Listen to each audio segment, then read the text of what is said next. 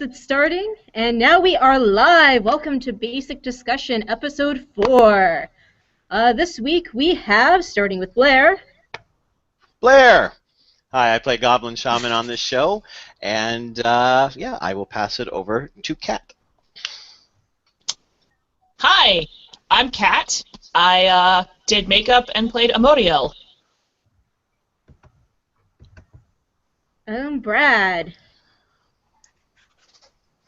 Hi, I'm Brad. I played Ranger/Tony, and yeah, that's about it.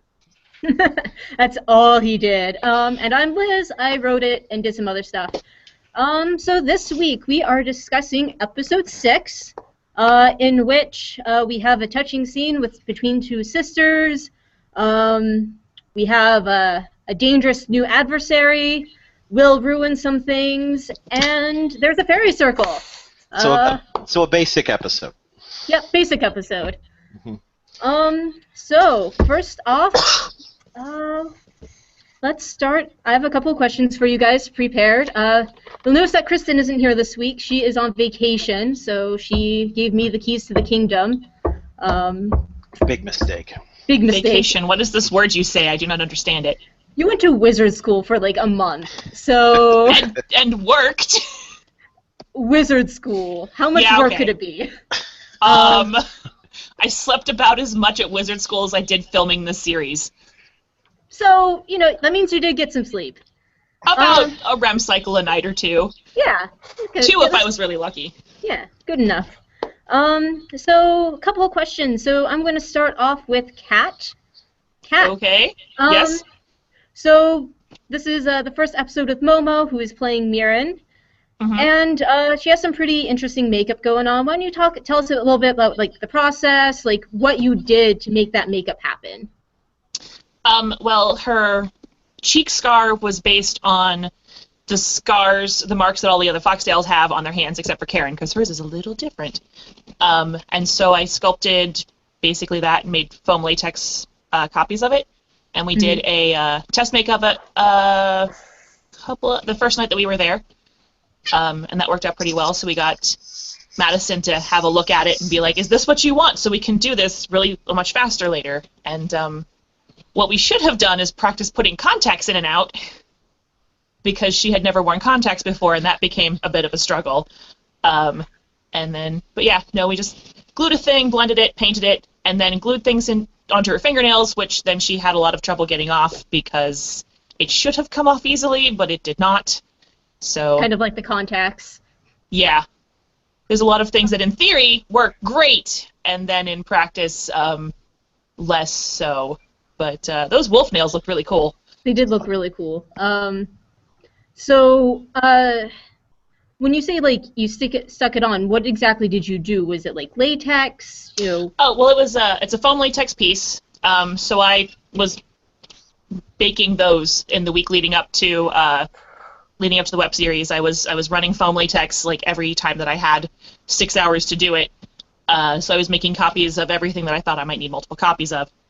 And then I glued that down with Prozaid and then blended it with a cream, like a Prozaid cream of it, and then used alcohol-based makeup for the veins and grease paint to blend with the skin. Awesome. And I think we gave her like a was a lot hollowed different out kind than of hair using latex on my face, because mine was not already formed. Mine was like that was like glue things to the edges of my eyes and my face. Yeah, well, that was liquid latex that was life instead of for a week and a half. Yeah, well, since you brought it up, why don't you both talk a little bit about like that whole process of aging you like 20 years. So the first thing you do is you wake up at 5 in the morning. Yes. You wake up at 5 in the morning. You wake up, like literally still wake up, and then Kat drinks a drink. And Thanks, Dr. Balls. A Kickstart or Mountain Dew, and yeah. So first I wake up at 5 in the morning, and then I spend 20 minutes remembering how do my hands work. Liquid latex on my face. So for the aging makeup, it's a product called Wrinkle Stipple, and it's a special consistency of latex. And so latex will stick to itself, so you have to powder it each time. But basically, it's any place on the body where wrinkles start to form, is you take, like you stretch out the skin here, and you just hold it stretched out, and then you paint on a really thin layer, and then you wait for it to dry, or if we're lucky, we have a fan going. We couldn't use a hairdryer because everyone else in the gingerbread house was asleep, and we didn't want to wake them up and hate us. So I had this little Saker's armor fan. We were using that. And so once that's dry, then we powder it and let it go back into place, and that forms a bunch of little wrinkles. And it was just lather, rinse, repeat. Yeah, she did that around my eyes, on my forehead, around my beard here at some points, and it was like, that was the most time-consuming part of it. The rest was just like speckling and graying of the hair and the beard and whatnot. But the latex, the sitting and freezing while the latex was drying, was pretty much the most time-consuming part of it. So we had to get up early and get me out of the way so that she could do everybody else. Because it was brought up in another episode, I had to do that every day that we filmed. Yeah, every day. It's crazy because when I was makeup, obviously you could see everything that was done, but the makeup on Ranger is so subtle. When I met you for the first time, I thought that you had just, I was like, oh my God, in the last year you look so much younger, and then they're like, Blair, it's makeup, and I'm like, I really had no idea. I had zero idea. So because it's so subtle, I think it's actually in some ways a lot better than the makeup you put on the goblins, as a great example of all the big stuff that you were able to do. Oh, well, it was, since we did it so many days, I think the first day was like an hour and a half, or longer, I don't remember. But by the end of it, we got it down to like half an hour or 45 minutes. Yeah. I remember one night to help because it was super late, but then we were going to again start really super early. I remember sleeping in I didn't take or wash any of it off that night because we were like, why? And it would just help speed up the process. I was really pleased when we had the thing I'm not supposed to talk about since it's in a next episode, but it has aired. It's aired. So if you want to talk about Young Ranger. Yeah. So they were like, okay, so for Ranger's fairy ring scene, and I was like, wait, if this is a flashback, does he have to be aged? And they're like, actually, I'm like, yes, please. So then we just it was did other makeup instead. Yeah, it was an aging Ranger. It was beating Ranger up. Yeah. Which I know Kat can do nothing flat because you've worked in haunts for gosh, how many years? 8, 9, I don't remember. Right, you could probably do blood makeup and so injury makeup. So you look at Ranger's face.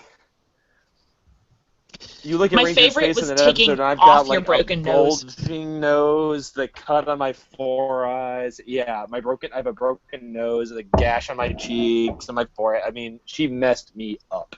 Mm-hmm. Yeah, the broken nose was scar wax, and so at the end when we were taking it off, it was just like, boop, got your nose, and then I've got a lump of bloody flesh-looking wax. I'm a grown-up. But we can talk more about this. We can talk more about this when we talk about episode 7. When we talk about episode 7, we can talk more in depth about that. But, for the Goblin Shaman.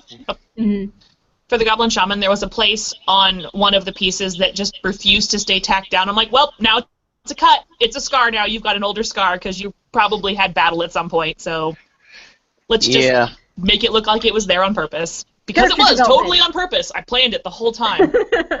Between that and the nose sweat, that was. Oh God, so sorry. I should have. It was so gross. Your sacrifice has saved everyone from now on until I will always know that that's a thing that exists. And I love that it was just between me and you. No one else knew until we said it. Well, we told everyone. But now everybody knows. So everybody else. It was so gross. Oh, so very gross. I think that I got caught in that partially. I saw it coming out. I'm like, oh no, and I tried to stop it, and I was just like, why? Why did I do that? Because the Canadian was a sweating mess. Yep, and it was green too because some of the makeup had gotten it. It was. Moving on, Liz. Moving on. All right. So, next question. This question is for you, Blair. Oh. So, now that you've worked through this web series, I know you did some kind of nerdy things, but how has working on this changed your views on LARPing? And just, I think you hadn't even really done tabletop before. RPG tabletop I hadn't done. I played a lot of board games in my life, but I'll be flat out honest. it certainly opened my eyes a lot, and you, if nothing else, have an advocate for why people should be LARPing, or at least giving it a try. I mean, the whole purpose of this show, really, at least from my point of view, is for anyone who's interested in trying LARPing for the first time to say, hey, just go out there and try it. You know, I mean, it's no one's going to be great on their first attempt, but it's fun, and you know, this show kind of showed me a side of LARPing that I wouldn't have seen unless I went to one or participated in this web show, because I mean, it's kind of sad to me still that LARPers are still kind of seen as the red-headed stepchild of the geek world, which is completely unfair. I mean, if you're a geek or a nerd, it's just about passion and about loving something very, very much. And the people who LARP, they just really love doing this. I mean, Kat really loves doing makeup.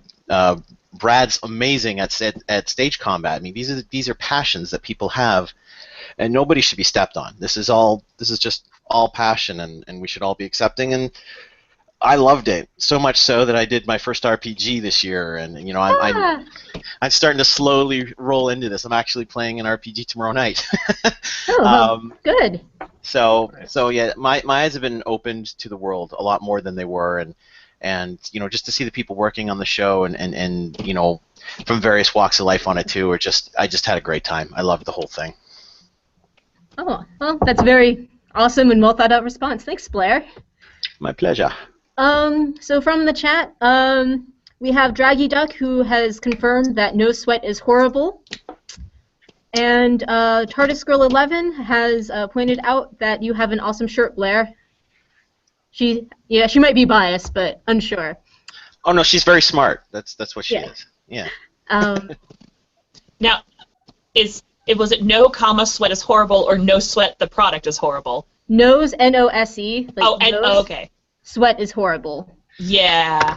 Yeah, if I were to ever LARP in real life, I don't think I could do the full get-up type thing. That's one of the goblins on the show who was played, we affectionately refer to her as Sal. Sal. Sal. The other Kristen on the show, but she does everything herself. Like, I sat in a chair and Kat did me up in 2 hours. Sal sat down on the floor and did herself. And it was... Go ahead. Oh, yeah, she was using green and black food dye, which didn't rub off. So she didn't need touch-ups, but then she was green for like a day and a half. So I was talking to her about it, and I'm like, wow, how do you do that? She goes, I do it so often now, it's just second nature. I just kind of sit down and bang it out. And for people who do that in the LARPing world, my hat is off to you, because I did 1 or 2 days of shooting in it, and between the no sweat and the overheating, oof. I mean, my hat is off to you. I think I would play somebody who would wear very commonly found things. Her costume is amazing. Yeah. She, I believe, LARPs at, I want to say Belgria. I'm so sorry for the LARP if I'm butchering the name, I know, but she is like a known character there. Like, people know her for that goblin. So, and she just like, she enlightened me to so many aspects of like LARP goblin culture that I had no idea about, you know, even after writing this whole like goblin thing. So. And when she was apparently, go ahead. I think something have to do with like the elbows have to be covered because that's a naughty place on a goblin. Yes, something like that. I thought she was kidding. Yeah, no, I'm just like, oh, okay, all right.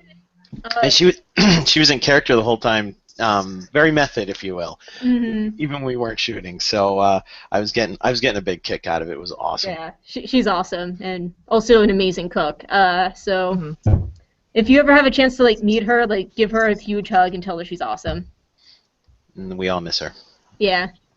I hate pickles, and all the pickled stuff that she brought was amazing. Yes. There was like a soy ginger, a pickled asparagus, or something like that. And I'm like, what is this magic? She's a good fight. I mean, she's a good fighter. She's a good fighter too. Like we did some LARP sparring or whatever, and obviously I know how to fight, but she does too. She's really good. She's a really good fighter. I think that was kind of cool. It was like when you two were fighting and when Kristen and her went at it, I think everybody just kind of creeped up and was like, oh, let's watch how the people who know how to do this do this. I remember having a broadsword sparring match with Kristen. It was very fun. I think she beat me because she broadswords way better than I do. Because she actually does it for a thing, like that's her big thing. Mm-hmm. But it was fun. It's just a lot of fun. Fake fighting, not fake fighting, but like real fighting with safe weapons is really fun. Mm-hmm. So. So let's see. Kristen has said hello in the chat. So hi, Kristen Brumley. What else do we have? Wait, it was Kristen? Who? Sorry, Who? Chris Speed. Oh, okay. Our Kristen, Karen. Karen. Oh, the show Karen. Yes. That's who said. Oh, that. Okay. Well, welcome, Karen. You didn't catch that, boy? So another question from TARDIS Girl 11. Before this episode, was Echo and Umbra planned to have no parents? Actually, even before we finalized the script, I sat down with our director and with Kristen, our producer, and we really talked about all the characters' backstories. So even before everything was finalized, we had the details of Echo and Umbra, pretty solidified. Kristen, in response to you, Blair, has responded with an angry face. Well, maybe if we meet one day, Karen, Kristen, I'll try to make it better. All right. Next question. I hear through Brad that she's a warrior of some kind. But... She is. She is a warrior. Brad, so kind of getting back into this episode, you had kind of a sort of mini fight scene. Do you want to talk about the logistics of that? This is kind of your wheelhouse. Okay. You're talking when we kind of attack Mirren, who, by the way, has Chloe, or Tasha at the time, captive. Yeah. What happened? Kristen's trying to use her, or I guess Echo's trying to use her magic spell to freeze Mirren, although William, like he always does, messes it up. And then I come in and peg her with an arrow, and she's clearly not normal. So she takes that arrow and continues on like nothing happened. The filming of that was really fun. We had to do things in reverse. We took that arrow and actually put it on Momo, and then yanked it away, and then shot it in reverse to make it look like it went into her. Yeah, we had you don't see that. Well, I mean, you see it, but in a split second. So, but yeah, I was actually not scheduled to film in that scene. Right. I was actually not scheduled to be in that scene, but I just happened to be around and on call, and they're like, and so I was standing there, and they're like, hey, you want to just jump in? And I'm like, yeah. And then they're like, oh, hey, while you're here, let's just have you peg her with an arrow. Like, oh, cool. Give Ranger some credit. Remember, whenever I actually did the film, I shot first, and the first one was aimed at a tree, and I actually got in the general area of the tree, but it was low. And then Rob, our fight choreographer, was like, okay, we need to be a little bit higher. Can you shoot a little bit further? Or a little bit higher. Not further, higher. And I was like, yeah, I'll give it a shot. Well, on that one, I totally whiffed it. And it carried way further than he ever anticipated it. And then he had to go sifting through this bushery and mess of woods to find this arrow that I shot incorrectly. It was so obvious. It was actually so obvious. I think Madison even asked if I made a face after I shot. I shot, and then Madison was like, "Did you react because you missed?" I'm like, "I may have. I don't know." I don't think you missed. You got the shot. That's all that matters, right? You're just aiming at something else entirely that nobody thought that you would. Translates well on screen. That's all that matters. Yeah. Right. But I mean, all of that, like me showing up, firing in an arrow, pegging into Momo is like gone in 2 seconds, not even. Mm-hmm. So it's, they stumble, I show up, I cock back, I fire, it shoots into Momo, and then boom, it's done. Like all of that work, the missing of the shots and the sewing of the arrow to get into Momo's clothes, all happened, and you saw it in like nothing. So kind of also speaking of Momo in that scene, we're filming it, and she's doing like the smoke bomb thing, and Adam Caudell was actually directing. I remember this. And so, we're running through, we're practicing, and every time Momo's like doing the smoke bomb, she makes that noise. Like she can't help herself, just. So Adam's like, I used to like work. Smoke bomb. No, she would even say smoke bomb. Yeah. Well, she'd like say smoke bomb, like. And so, like, we're like, okay, it's fine during rehearsal, nobody cares, but then we're actually rolling, and she's like, and so Adam's like, it's okay, I'd rather you didn't, but, like, I worked with this guy on, like, this zombie movie where he had a shotgun, and, he's, like, making, he's actually, like, has a shotgun, he's, like, what do you call that, cocking it, and he's, like, making that noise. Like, he has it. The gun is making that noise, but he felt the need to also make that noise. And so... Well, like, in Star Wars... Yeah, sorry. Go ahead. No, so in Star Wars, I remember they are talking about behind-the-scenes stuff. Ewan McGregor would always make the sound of the lightsaber when he was on set. It's much the same thing. Like, it's the same. So that happens in the professional world, too. Yeah. I think I heard a story about that for something about, I think it was Once Upon a Time in Mexico with either Johnny Depp or Antonio Banderas, like, goes into a church and just shoots a bunch of people, and it was just bang, bang, bang, bang, and they're like, please don't say bang. Like, that was great. Just, you look badass. Just stop saying bang, bang, bang. In my head, I love Blair's lightsaber, by the way. Yeah. In my head, canon is going to be Antonio Banderas, just because that's more hilarious to me. Because, like, 90% of his career has been built on, like, shooting people, so... And he'll be saying bang in an accent, so like, bang. Yeah. Bang. Alright, let's check the chat. Oh, we have Unique saying that they have 100% proof that aliens exist. Click on my channel. Oh, no! Yeah, so... Done, and I'm there. Yeah, that's great. Draggy Duck, friends? People like you don't have friends. Heart, favorite quote of the series so far, so thanks. You wrote that, right, Liz? Yeah, I actually wrote that one, so I feel pretty good. We did, No, I actually really loved that scene. Yeah, no, that's a great scene. Everybody like, acted like with such intensity. It's great. Yeah, the stuff that Momo and Chloe were doing, even the subtle stuff that they were doing was really, really read well, in my opinion. Yeah. Chloe and Momo were so great together that I definitely want to include more stuff with them in Season 2, just playing off of each other. They're very sister-like, the two of them. They are. In that dysfunctional way that Karen and Echo are not.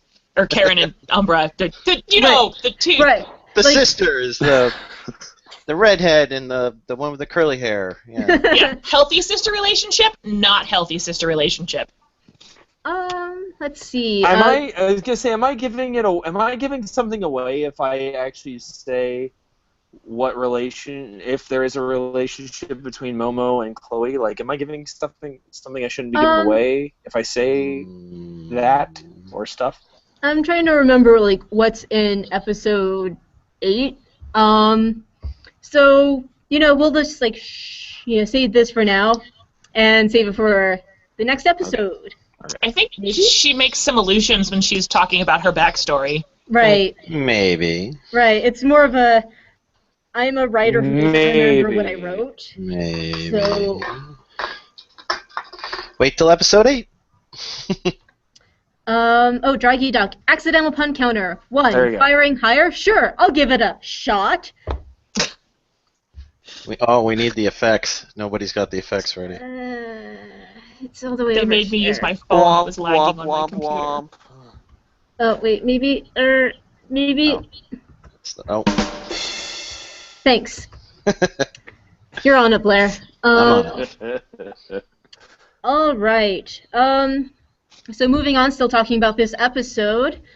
So we had this really touching scene with the sisters. I actually wasn't there for the filming of it. I don't think Kat was or Blair. So, Brad, can you kind of tell us a little bit about that whole filming? I understand it was a very emotional scene.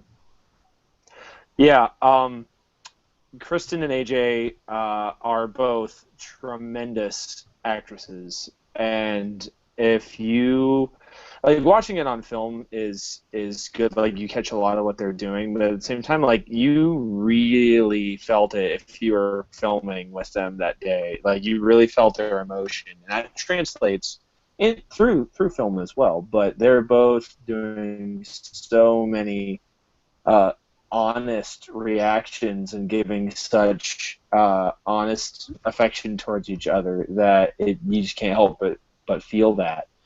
I really appreciate both of their commitments to their character too, but it was just so good.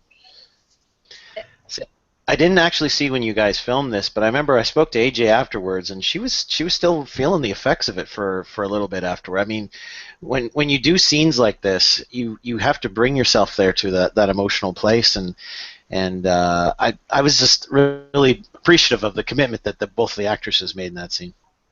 And to make it harder, I think it was like the first thing that we were filming that day, so there wasn't even like, oh, let's warm up, get into our characters. Like, no, you're in this character in my space right now. You don't get coffee. I remember when we were filming that, like we were talking about things that Liz didn't end up writing. The "I have snot on my glove" line was actually not scripted. Yep. Oh, we have And we a have wild Chloe. druid. Maybe. Did we actually summon a dog instead? Or like a bunch of kittens? A wild Chloe appeared. Quick, get your Pokeballs ready. No. Well, while we wait for her to... Hello! She made it! Yay! So, welcome, Chloe. Chloe plays Abigail / Tasha. And I'm so glad that you could make it to this episode. Yeah. So, Chloe, we were earlier talking about like the scene between like you and Mirren. So I'm just like making you jump right into it. So this is kind of like we had a little bit of combat with the goblins, and in the first episode. But I know you've done stage combat, like on stage. How was preparing for the combat for film any different, or how was that process for you? Oh man, you are making me think. Just because, okay, so really the most stage combat I did was when we were working on the pilot, and I was working with Rob a lot with the staff. And so when we began to do work for the scene with the goblins, I was like running through everything that he taught me in the first time we met together. So I was like, okay, and like, I did ask him a lot of questions. I would try to make sure that, first of all, that like my stance was good, and trying to be like, all right, so Tasha is loving to all things, but there's also like a badass side of her. So once I had the staff in my hands, like after reading the script and like, okay, how's this going to work? Then once I have the staff and then he shows me everything that I'm going to be doing for that episode, then it just kind of fit together seamlessly, and it wasn't that difficult to be like, oh, there she is. I remember you. I'd done any of that. So I don't know if that really answered your question. No, I think it did. All right. Okay, so I'll give you a break to get settled, and just give some shout-outs from our YouTube comments. So Amy H says, awesome episode. It's so weird to see Momo be evil, but it's so cool. There are a lot of comments about Momo, so good job, Momo. Great episode, guys. Mirren was perfectly played by Momo. I love the moment between Sarah and Karen at the beginning. It was so genuine and sweet. You talked about that earlier. Both Kristen and AJ did an amazing job acting that. Some Blair Bermergermeg? I don't know. Some Really? weird Canadian name. Really? You know, for all the shade that you were casting at Kristen earlier, give a huge shout out to AJ in this one. She rocked that first scene. Yep. Dream sequences were fantastic. Am I on the right episode? Whatever. No, yeah, there's no dream sequences. No, this is not the dream sequence one. This is the one where we come upon Mirren and who has Chloe held captive, and then we kind of try and save her and fail epically. Yep. Oh, And then hug me. Yep. That changes everything I was Yes. thinking about combat, because that's a totally different preparation. Mm-hmm. OMG, Ravenwood Castle. Is that the first scene filmed there? So we did film a scene at Ravenwood Castle, the in-game tavern. That scene looked amazing. Ravenwood is awesome. We hope they let us come back. Maybe if we say enough nice things about them on the internet. I mean, in full honesty, I don't think awesome even covers it. It's so good. I mean, you walk into this castle that it's I mean, the whole purpose is you could stay there, and then they have all these board games, and it's fully immersive, and it was amazing. Like, it's a place where I would go on vacation, and they just happened to be around the corner from where we were shooting. It's a phenomenal place. And the staff was just Honeymoon. great. Yeah. No joke. Me and my fiance have talked about this. We're actually going down there for our honeymoon. Aww. Congratulations. That's exciting. Okay. Any other shout outs I want to give at this time? I want to give a shout out to Momo for singing the end credits. Oh, yes. Because when I watched it for the first time, I immediately went back to the beginning of the credits and listened to the song again. Yeah, once you I think, hold on, it's Momo, and then you're like, yeah, hold on, it's Momo. Oh, it's about Mirren. I love this song. Let me listen to it again. yes. Oh. And you know what is exciting is that I'm the one who made her that mad. So, I feel like in some weird way I wrote that song. So. Yeah. Song is really all about you. Yeah. Most things are. Not true. Well, speaking of you, Chloe, another question for you. So you were playing somebody who is very dramatic, whose character is very dramatic. I believe the stage directions at least 50 times are she does this thing in an overdramatic way.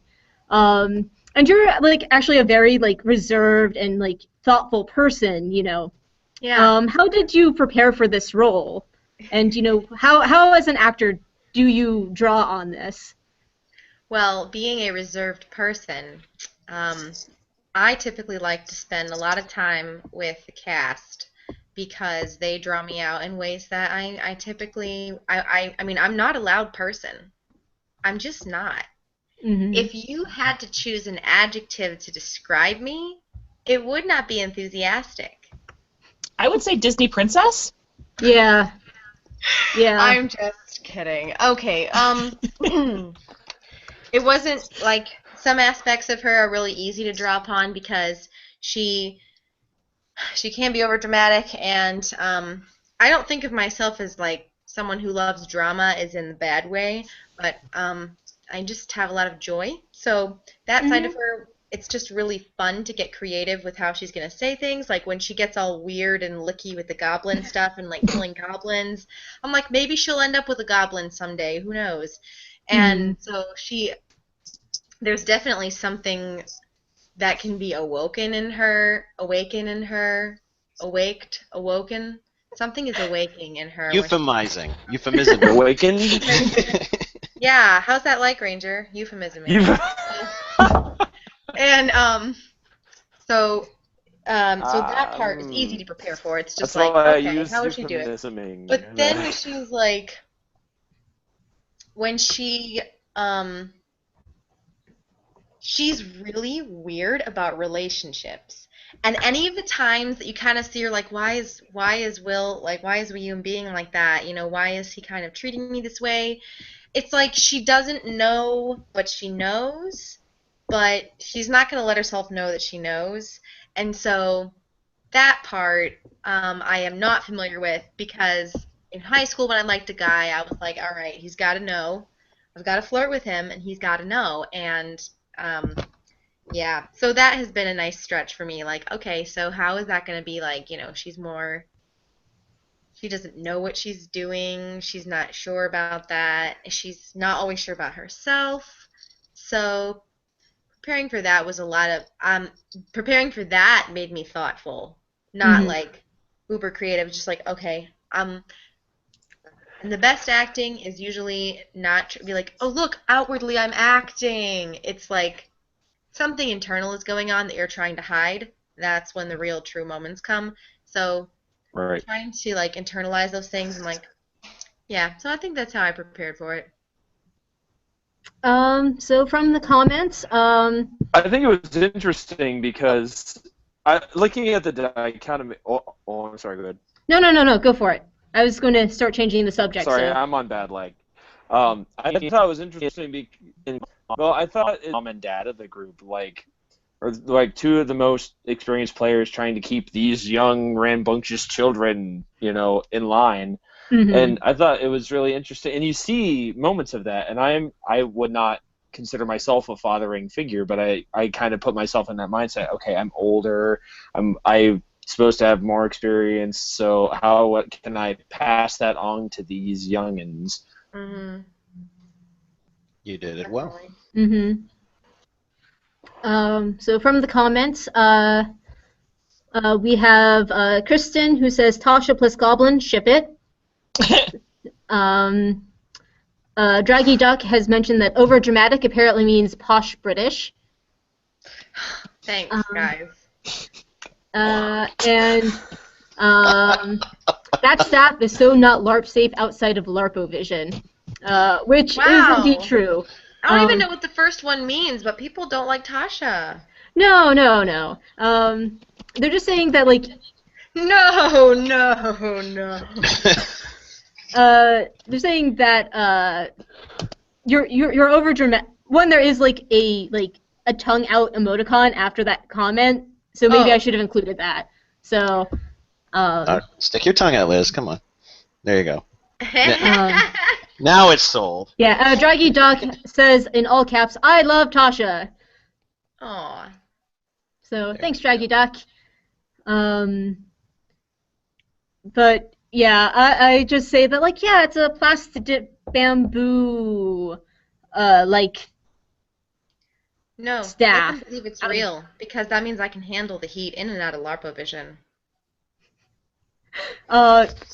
We did deliberately leave the staff in the tavern at the end of episode 5, so we wouldn't have to deal with it anymore. So Tasha will be getting a new weapon at some point. I think because she's a spellcaster, does she even need it? I mean, it looks cool. Didn't they want to go burn it after we're done filming? Rob and Maria might have. It was theirs. Yeah. I think they got it from a home goods store. Yeah, it's a piece of decoration. You put it in a pot. Yeah, so... It's not even real. But, I think that the reason she uses the staff is because she doesn't want to show off her magics too much. Yeah. She doesn't want everybody to feel bad. Well, yeah, and magic is not everybody can learn magic in this system. Maybe someday I will expand the rules of that in series, but as we see, even in episode 6 and 7, that you are not the only spellcaster in our group. Nope. That's true. Isn't that Kristen now? Or yeah. Karen? Echo, yeah. I taught her some stuffs. I taught her one thing. Taught her one thing. Suddenly she knows all the magics because you taught her one thing. And some Welsh. Whatever that was. Do you even remember what I said with that? I forgot to mention that we did this last time. What the translation is? Or Yeah. It's like, go away, you nasty jerk, or something similar to that. I don't remember what the last word was. It could be like, demon, you nasty something. And I like how we pronounce the big bad's name differently, all of us. Nobody pronounces it the same. Which is totally LARP accurate. I remember... What's the name? Well, I said Amuriel. I think other people say Amuriel. And there was a third different pronunciation. But I remember because when we were doing the table read before we filmed, I'm like, so how should we say it as a group? And they just kind of went, eh. I'm like, okay.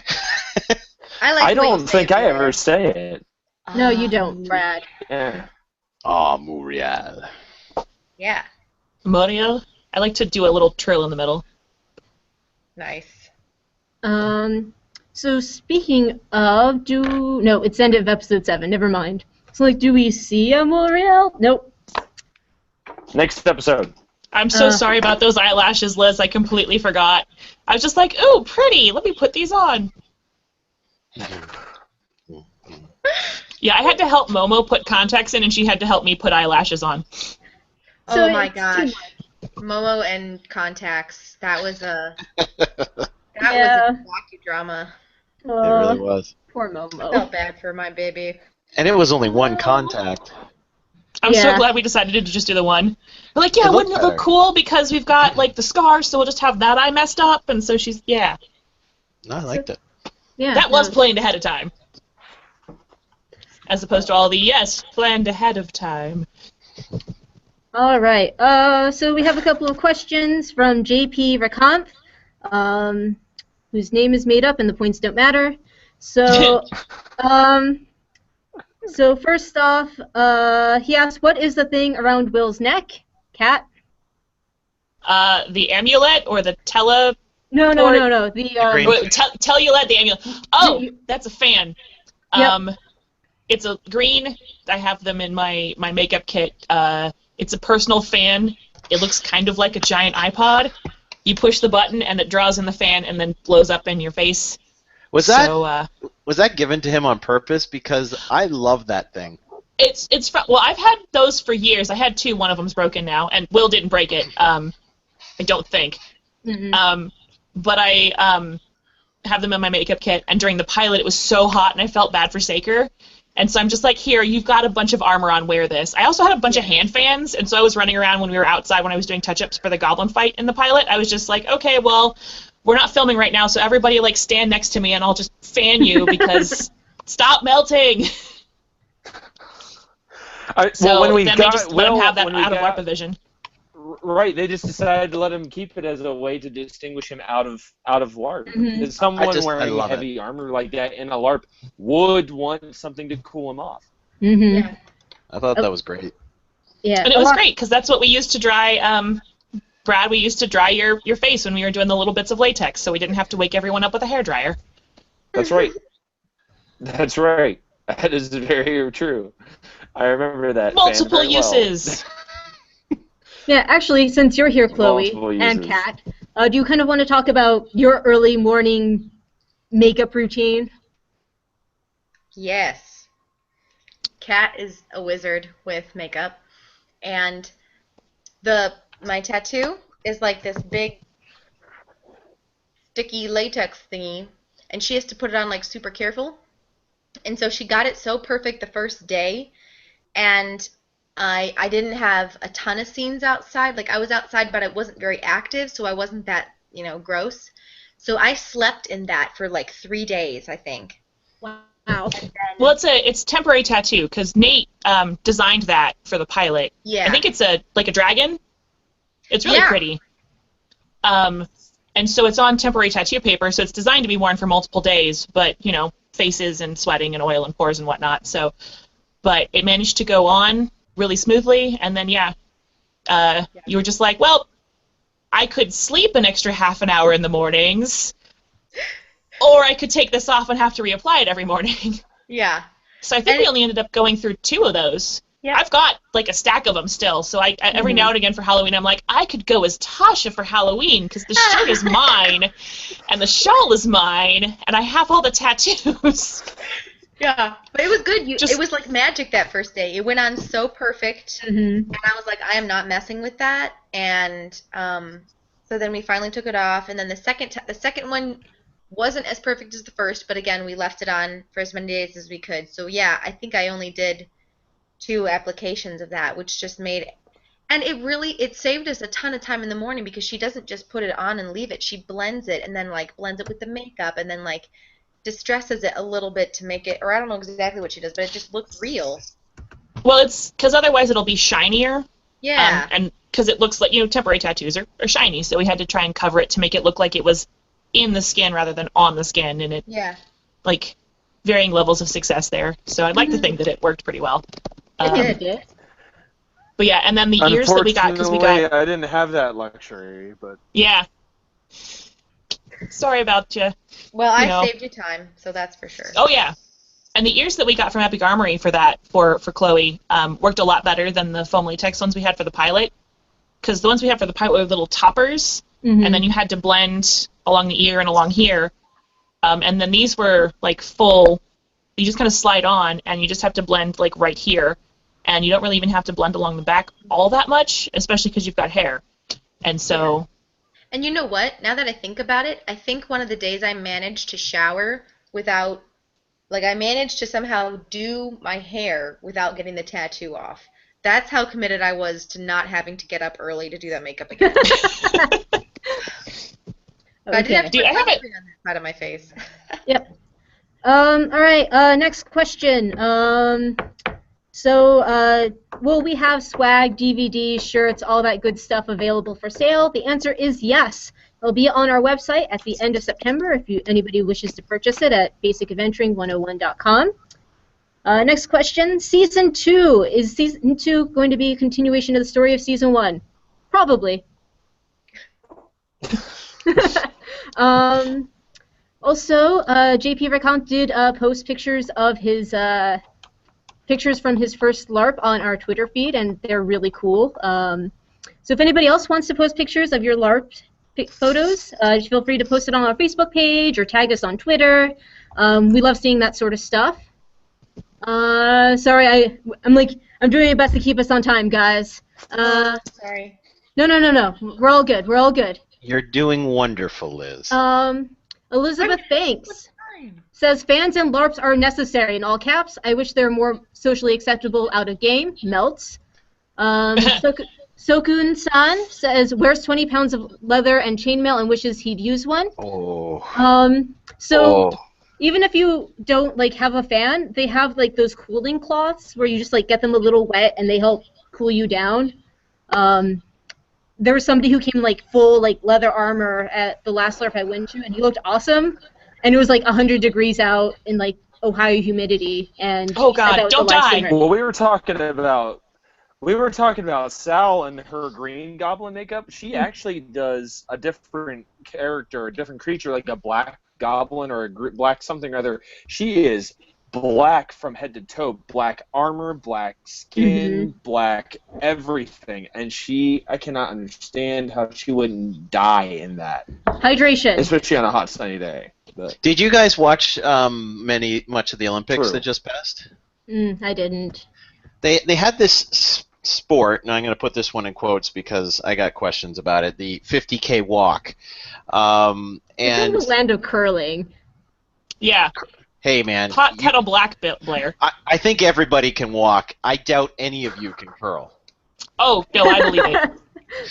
Anyway, with that being said, so these guys were walking, and they had these huge sponges, because it was so hot in Rio, that they had soaked with water and stuffed down their clothes, which I couldn't see until they pulled them out because they'd become completely dried out to throw them aside. Would something like that also work if you've got lots of things on, I would presume, especially with armor, because it won't seep through per se. I've heard about putting cooling packs on your kidneys because that's where most of your blood will flow through there, and so that helps cool your whole body. But I have not tested this theory. Okay, Okay, I also I have would be a careful question. putting any sort of water around armor. Yeah. Rusting it out? Okay, yeah. If you Um, have a very heavy costume, a friend of mine has this disease where he has to stay like a certain temperature, or if he overheats, like he could die. Oh boy. And he wears this. He has this vest that he literally stuffs with ice packs, and he wears it under his shirt. Wow. And I think his shirt stays dry. And Huh. he was doing Shakespeare in like 90-degree weather and like sword fighting with us. So might be something worth investing in. Ice vest. Look it up. It's a thing. cool. I might just want to get one because.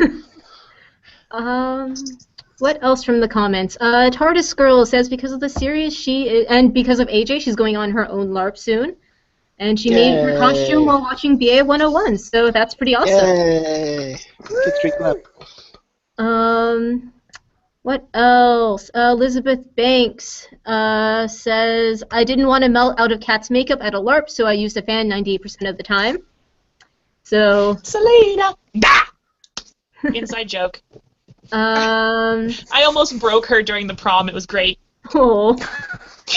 There's a story behind that. It's an off-topic story. Liz is trying to keep us on time. It's like Fair we have enough. 9 minutes. What else? Draggy Duck says play a samurai. They have thin layers and have hand fans, so you have an excuse to fan yourself off. Also, Tenchi Seijin says play a rogue, aka ninjas with attitude. That's what Umbra does. So, in response to you, Tenchi Seijin also says if you put ice on your kidneys or abdomen in general, you'll cramp up. Oh. So whoever told me was lying or misinformed.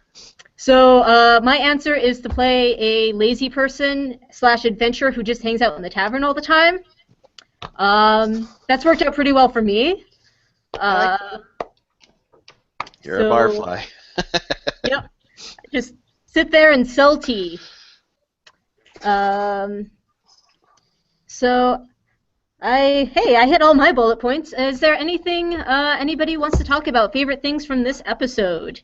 Let's go with that. I think my favorite part from episode 6 would be, again, we were talking about this relationship between Mirren and Chloe.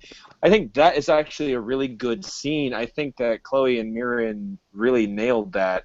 Chloe, you want to give us some insight in the delivery of that, like when she's got you held hostage? Yes. Okay. I love scenes like that because even though I like to do comedy and like dramatic things that are just like over the top, I also really like serious realism scenes. So I just graduated with my bachelor's in acting, and so at the time I was still like halfway through, and I was like really trying to think about like how can I make this more realistic? How can I keep this like how can I know it and not show it as much? So, and then another thing that helped spur me in that moment was I spoke with Saker and I was like, what? Like, you were going to be like freaking out after I'm gone.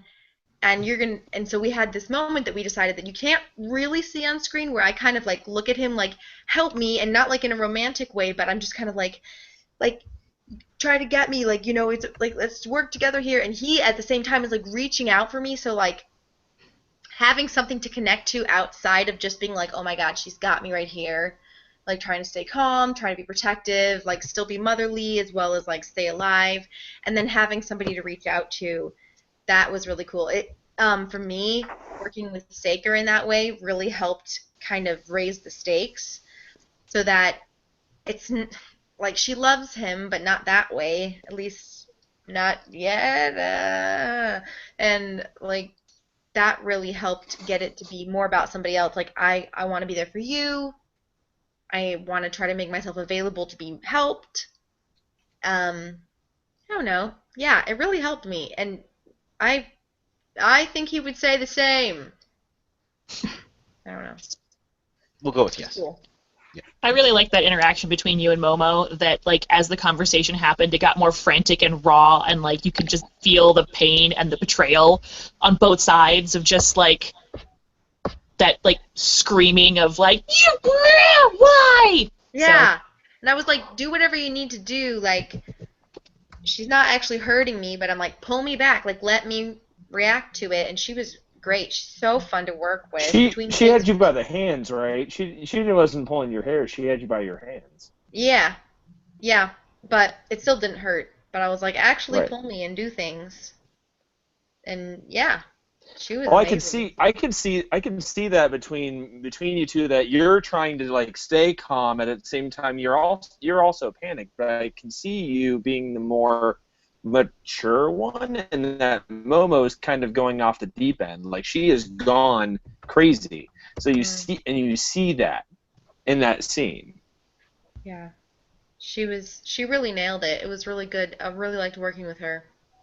She fed a lot of that too. I think The tension that I feel Right. was like fed by her, raised by Saker, so I just felt like it was a trifecta. Mhm. I love how we keep talking about there being a big fight, and in that whole scene, it's really just Karen misses with the spell, and I peg Momo with an arrow. That's really the only fight that is in there. I mean, clearly Momo has Chloe by the hands, but that's a hostage situation, not a fight. That whole arrow bit was amazing. But that's maybe just the Anything you did fight with guy an arrow in was me. good. That, like, it doesn't strike me. Well, thank you. Thank you. You're welcome. What about you, Blair? What was your favorite part? I have to admit the scene with AJ and Kristen at the beginning. It's my favorite scene with both of them as actresses in the whole series.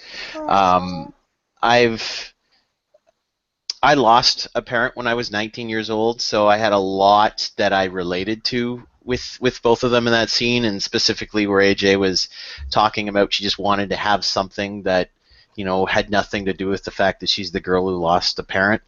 And that was it was something that really touched. Even when I was reading it for the first time, I'm like, oh wow, this is okay.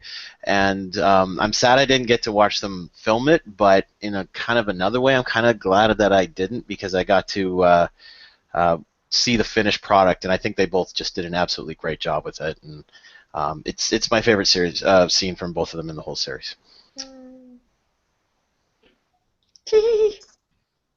Yeah, it made me feel like my brother and I, we don't, like, not get along.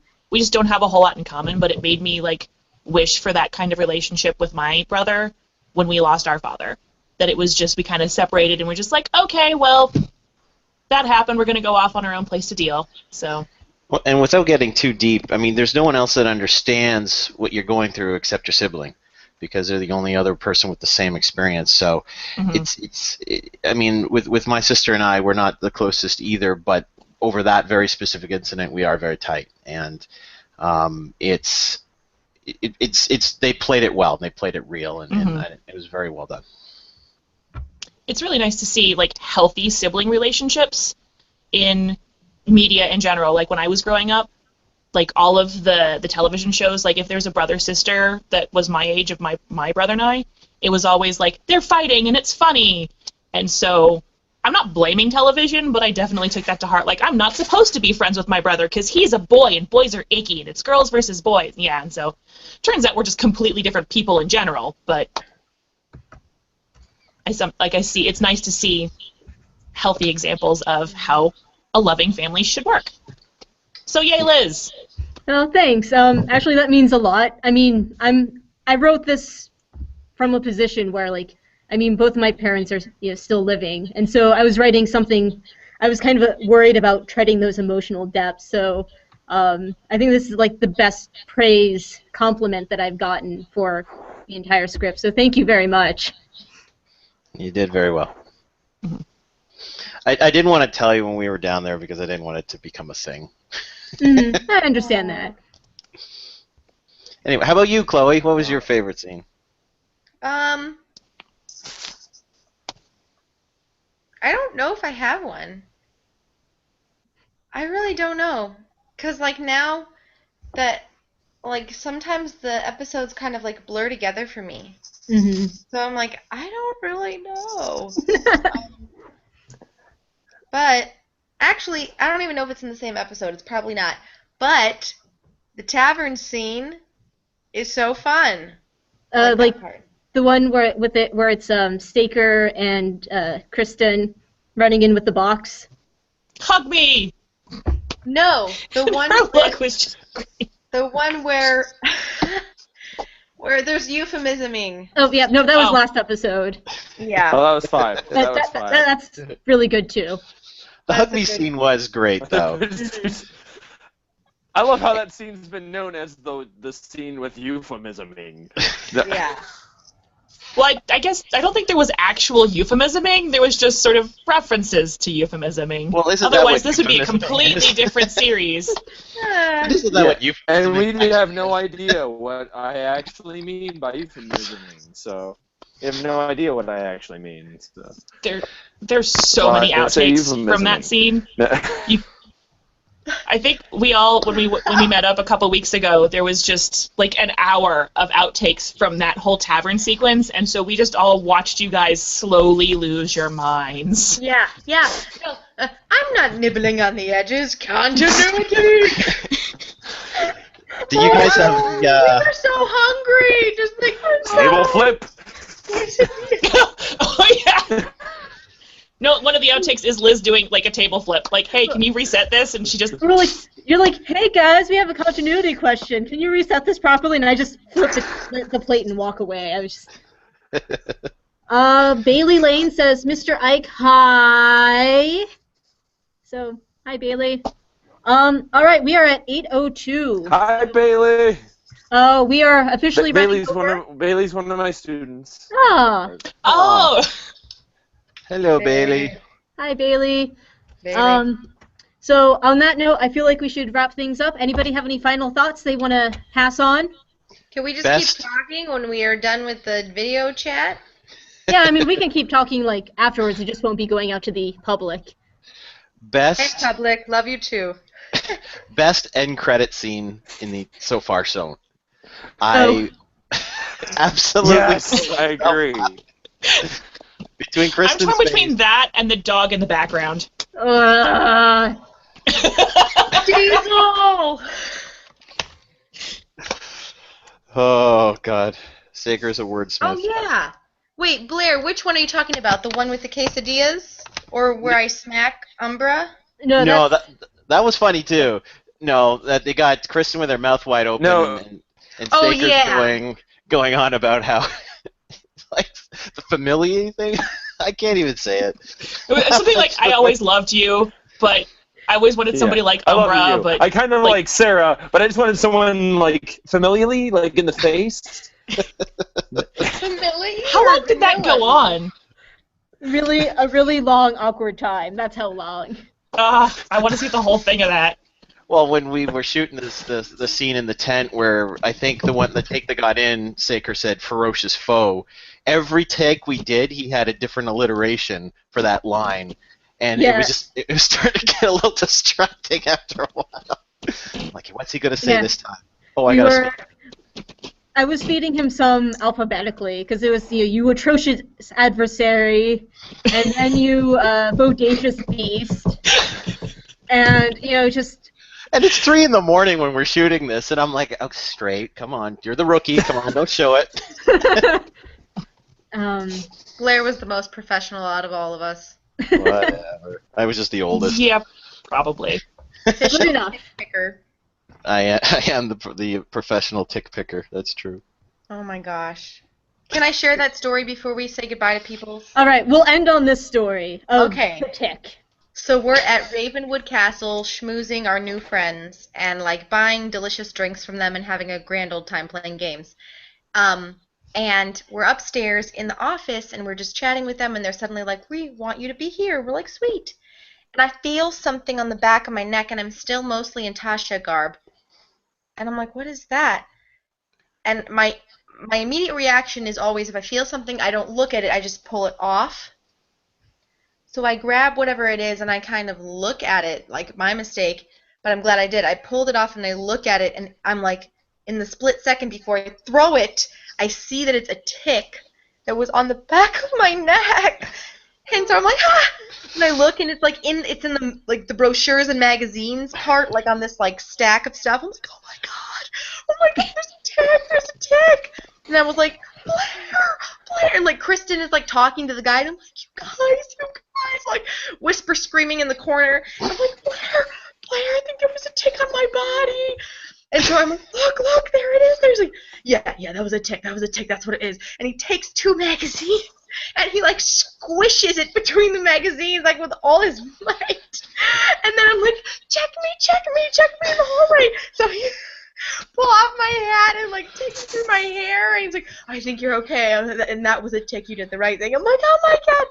So like we go back and we look, and like there the tick is dead in the bottom of the magazines.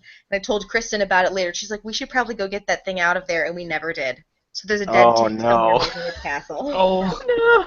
Well, at least it's dead. So Yeah. let us come back, At least you Ravenwood. found it. But that was the only tick that was ever on my body. I found one on my stomach at 3 in the morning. I still had the Amuriel face makeup on. I was just like, I'm sleeping in it. It's just happening. I can't take it off right now. And I'm like half dead trying to take a shower, and I see one on my stomach. I'm like, ah!